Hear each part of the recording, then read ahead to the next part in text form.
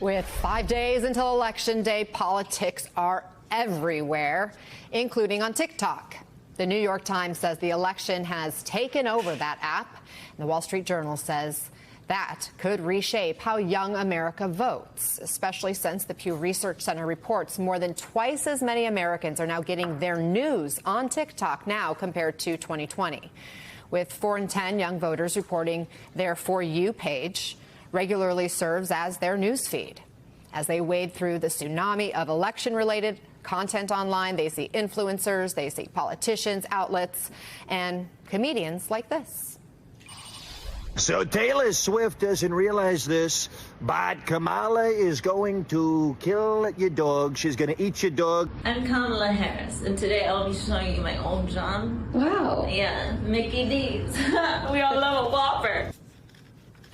Well, those two comedians who are in those videos are here with us live in studio, taking us behind the curtain. Matt Friend and Sienna Hubert-Ross are joining us now. Good to have you guys here. Those were some fun videos. You've been busy.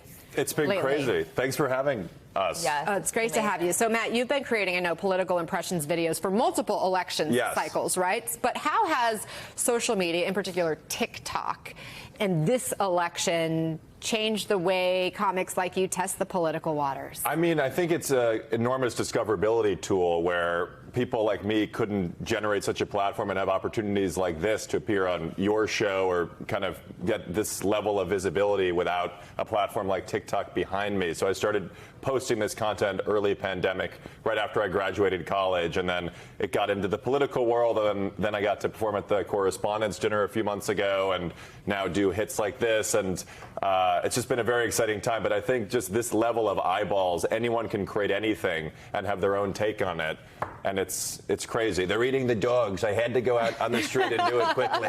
I have so many questions just about personally how you get into character and all that. But let's plow forward for a moment because, Dan, I want to hear from you as well. You started doing these Harris impersonations after Biden dropped out of the race. You've racked up tens of millions of views. Talk to me about your approach and what you're trying to accomplish. Right.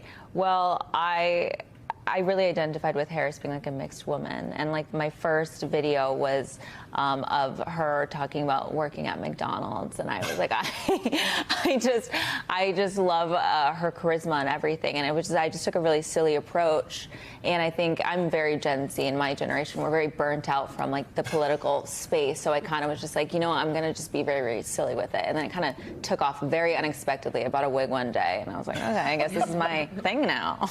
So who's your audience online, Matt, and does it change at all with the news cycle? It's an interesting, I have a hybrid of young people and older people because I do a lot of topical pop culture stuff, but then in the political space, I would say it skews a little older because as much as I think Gen Z people care about Mitch McConnell, I'm not sure they really do. So yeah, Mitch McConnell's the one impression that kills in the comedy clubs these days. But I think it's just a hybrid of people, and that's the beauty of social media and TikTok and Snapchat, Instagram, building your own following, and then anyone can find it. Well, you, I know, recently actually filmed with Harris and previously with President Obama, who you actually interviewed in character as Obama. Let's watch a clip of that. Hey everybody, this is Barack Obama, and I am here with... I'm actually Barack Obama. Well, actually, Barack, Mr. President, actually, amazing grace, how sweet. That's it. Thank you. He's also hitting the notes better. I appreciate that. That's what I do. Jump shot. We do our research. Come on now.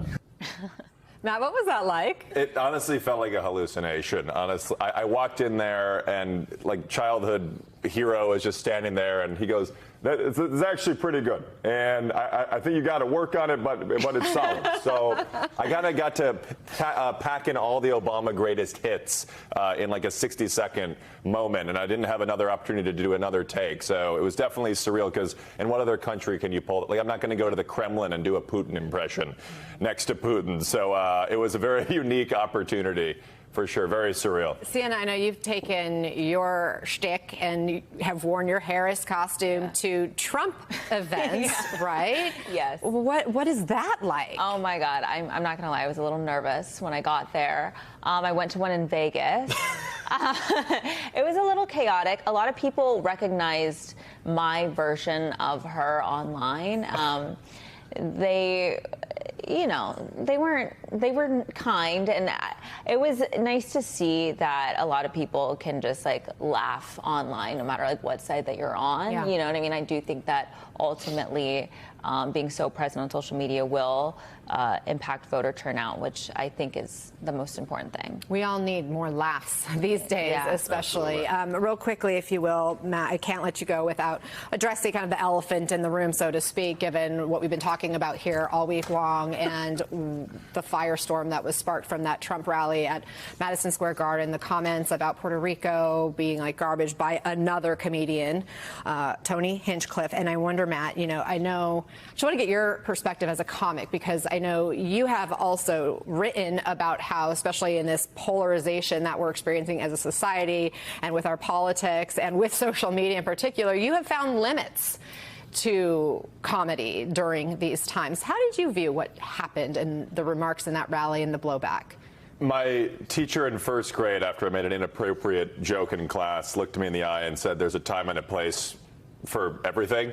I'm not necessarily sure the place for that sort of a joke, if you call it. I mean, I think like Joe Rogan was actually talking about the fact that like Don Rickles was in a unique category where when he was roasting Reagan, everybody was kind of prepared for that comedic moment, but it kind of had a softer, lighter touch. Yeah. With this, it wasn't like capped with, it's all out of love. We can come together and laugh. It was more of a taking one political stance. And I thought the jokes were just kind of low brow and weren't particularly original in that moment. So if it's like an original thought that, is it particularly impressive, then I guess that's a different thing. But I just didn't really think it added anything. And I guess there's a line hurt at even the in there. cause. Yeah, Yeah, thank you. there is. Thank you both so much.